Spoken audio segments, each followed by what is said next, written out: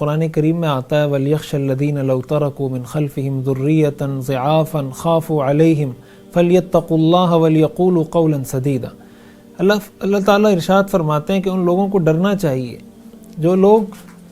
اگر اپنے پیچھے اولاد چھوڑ کر جائیں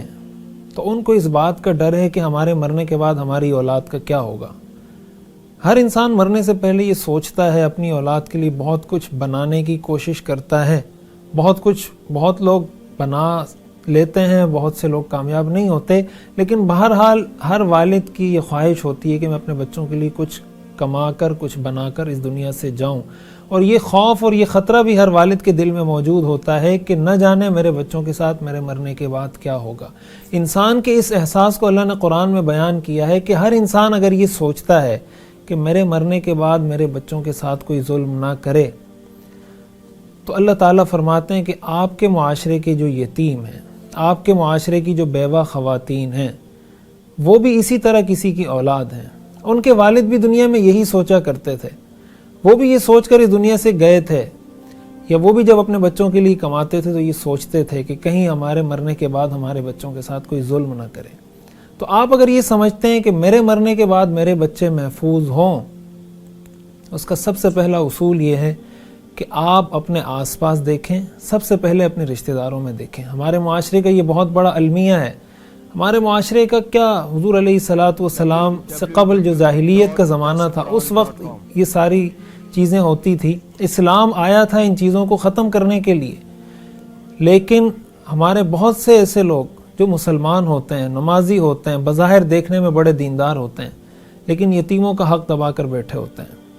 بیوہ خواتین کا حق دبا کر بیٹھے ہوتے ہیں، اپنی بہنوں کی جائیداد میں ان کا حق دبا کر بیٹھے ہوتے ہیں۔ دکھنے میں بہت کچھ آپ کو دکھ رہا ہوگا، لیکن حقیقت میں وہ ظالم ہوتے ہیں، حقیقت میں وہ ایک مہذب چور، ایک مہذب ڈاکو ہوتے ہیں، دکھنے میں اس کو جتنا بھی دیندار سمجھ لیا جائے۔ اللہ تعالیٰ قرآن کریم میں اس بات کا بار بار ارشاد فرماتے ہیں، اس کا حکم دیتے ہیں کہ اس چیز سے اپنے آپ کو بچایا جائے۔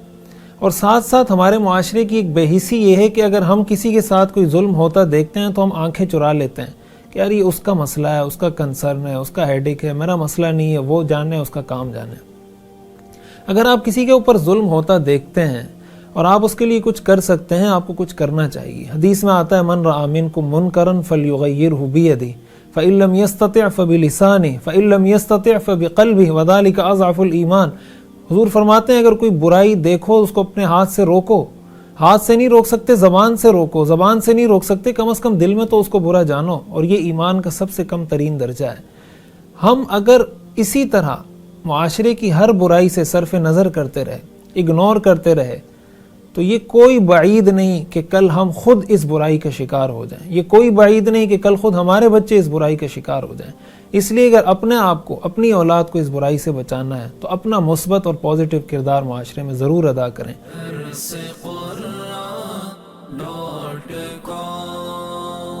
www.darsequran.com